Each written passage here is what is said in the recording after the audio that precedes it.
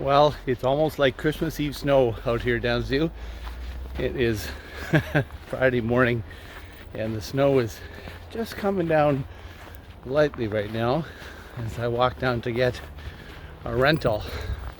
They were calling for almost 20 centimeters, and when that happens twice a year, twice a winter, I spend a couple of dollars and invest in a rental truck so that we can get around our city easily and know that I can get my wife to work and get into the shop myself. And it's not particularly difficult to do. It's just around the corner up here. I'll show you this tank that you can rent from Enterprises, it turns out in this case. So it's huge. Look at this thing.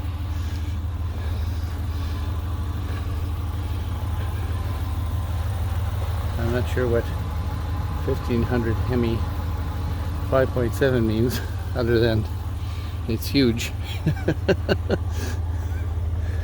And when I got in it last night, the odometer literally read 30 kilometers. It's absolutely brand spanking new. Only 30 kilometers on it. Well, back inside now, having taken my love to work and got back and forth in absolute incredible luxury of this rental vehicle that we took just for the next day or so. And, you know, it really does strike us as we look through this vehicle and we think, you know, it's like driving a couch. It's like sitting on your Chesterfield and being able to drive through the city. I mean, there's heated seats. There's a heated steering wheel. I never knew they had heated steering wheels. And I mean, it's just beautiful, and you're up high and the ride is beautiful and it's easy and safe. And you just think, you know, this is a $70,000 vehicle. How is it that I'm able to just, you know, pick this up for a day or two and to get through the snow and it's not just getting through it, right? I mean, this is luxury. And it does make you come back to the reality of, you know, how incredibly undeserving we are of so many of the things that we take so for granted. You know, in some ways it's no big deal. I know the guys at the rental shop are not thinking, oh, well, hey, look at you get to rent this amazing truck. They're just thinking, yeah, good, there it is, go ahead. Yeah, it's brand new. It's literally got 30,000 kilometers on it. You know, this is the newest vehicle I've been in. I mean, nobody has driven that vehicle farther than I have in just the last 24 hours. And, you know, you come back through your life and you start to think, well, we have been given by God, who the psalm, when the hymn writer says he giveth and giveth and giveth again. He gives and gives and gives. Blessings upon blessings we hear about, right? And it can almost seem trite for us to be called to count our blessings. But counting our blessings means to count them up, to acknowledge them, to have an accounting of, to take account of, to take stock of, to consider again how just incredibly blessed we are. And what do I have that I have not received? You know, the Apostle Paul asked that in 1 Corinthians 10. You know, who has made you to differ from another? What do you have that you've not received? And if you have received it, why do you boast as if you've not? Paul's asking rhetorical questions there, isn't he? What do you have? Who has made you to differ from another? The rhetorical answer is God has. He's speaking to people who think they've made the difference to their lives. And he's speaking to me who thinks, well, I was, you know, smart enough to book the truck and have a good relationship with you know, Rob and you know, the guys down at the shop there. You know, Jay is the branch manager, and I've been able to chat him up, and you know, I have this wonderful location of it. It's close by, and you know, I took the time, and I've got points on my enterprise account, and you know, I go to pick up my wife and I'm like, hey, look at me. Aren't I wonderful? Aren't I bright to do this kind of thing? And you just think, no. Who's made you to differ from another? God has. And we're sitting in this beautiful apartment that the power's on, the heat works, the plugins work. 2 weeks ago they blew, they didn't work for a day, but here they are working just fine. We're making our breakfast in the morning. I'm having this wonderful cup of coffee. I'm able to watch this television set and watch the news in the morning with my wife and hear about what's going on.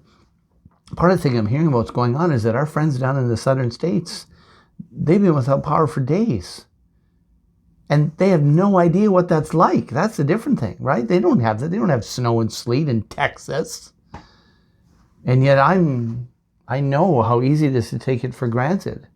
And that somehow, well, I was smart enough to get those new fuses, and, make sure that we, scoped out a good apartment before we got ourselves into a lease. And, I made sure that I did this and and it's just like, what do you have that you've not received? You didn't manufacture it. You didn't design it. You didn't provide it for yourself. No. What do you have that you've not received? Paul's rhetorical answer is nothing.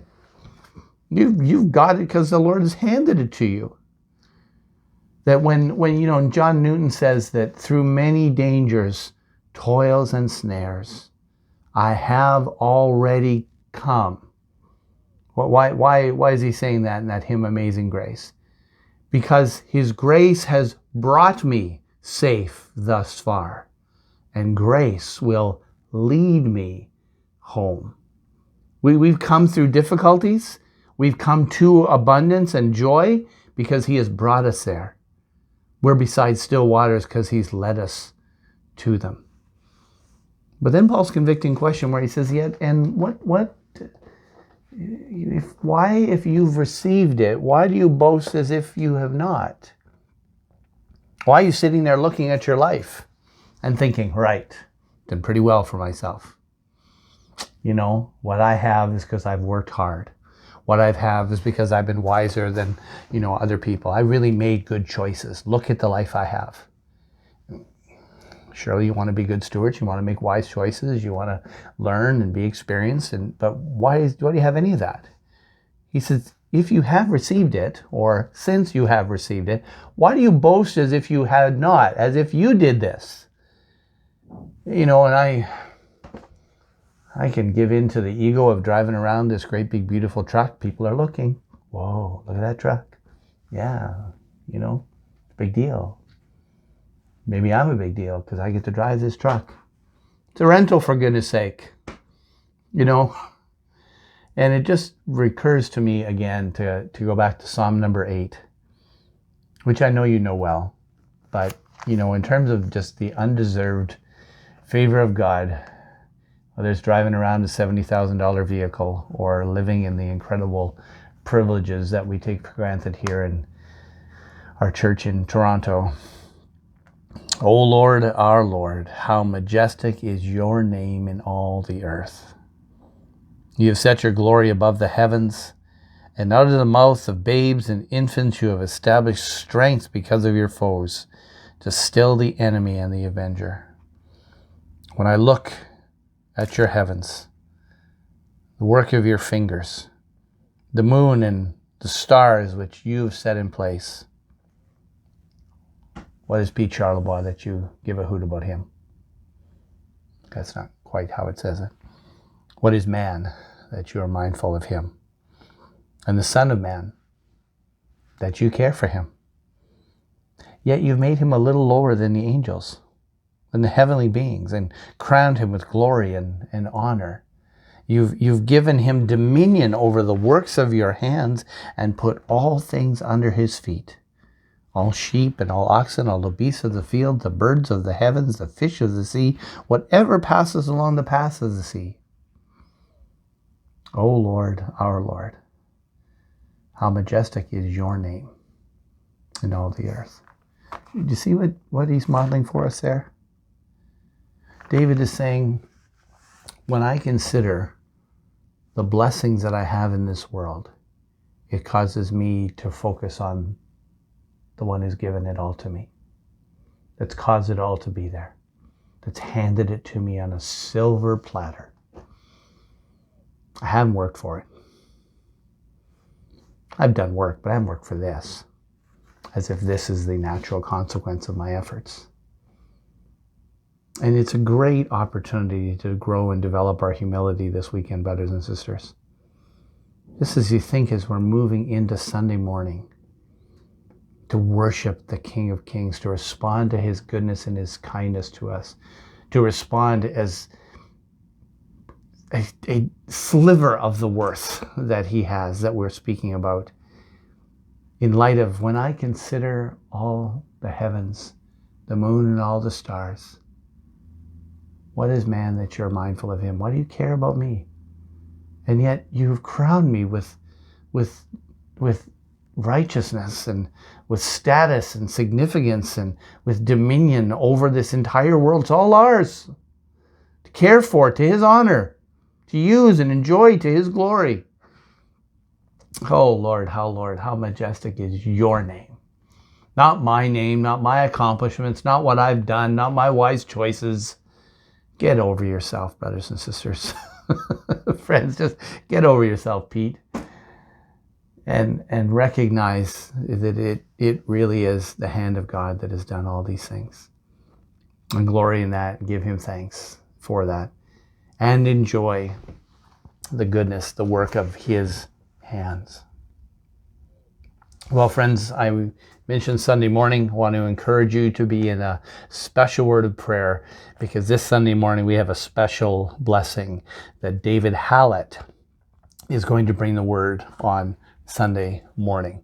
Very grateful that he's willing to do that I've been able to take a little breath this week to do a few things that I wanted to get done over the last little while with all of this COVID craziness. A few things have built up and backed up, and we've had some time with our deacons to discuss our upcoming budget and an annual meeting and a few different things that we need to give some attention to. And so I'm really grateful, and thank you, David. I've thanked him personally, but I thank him publicly for not only being willing to do this, but being willing to do it because I've asked him to be willing to do it, even though he had a few other things on his plate this week, and kindly being willing to take his time and to shepherd and steward the time that God has given him. So I appreciate it personally. I appreciate David's effort, being willing to do this to bless us as a congregation. Very good for me as a pastor to sit under another brother's teaching. As I said to you before, I don't have the opportunity to do that very much. I would generally rather be preaching than not, but I'm really looking forward to sitting under David's ministry on the Lord's Day. So again, watch for our live premiere video, which simply means if you go to our website where it says click here for live Sunday morning services, it will take you to our Facebook page, which will have a link right there on for the YouTube channel that will have the video on there. Watch for your email tomorrow. I'll also have a direct link there right to the YouTube channel. So just go to downsviewbaptistchurch.com. If you're not sure, click on Sunday morning link and it'll take you to a spot that will have the link for the church service. But be in prayer for David and Cindy, if you would, as he prepares this week, as Cindy gives him some time to do a little bit of extra work, and that maybe means even extra work for her. So we appreciate their family doing that. What a blessing it is to have them here after so many years away from us, and looking forward to, again, to the majesty of God being celebrated and on display this Sunday morning. So see you then, friends. Cheers.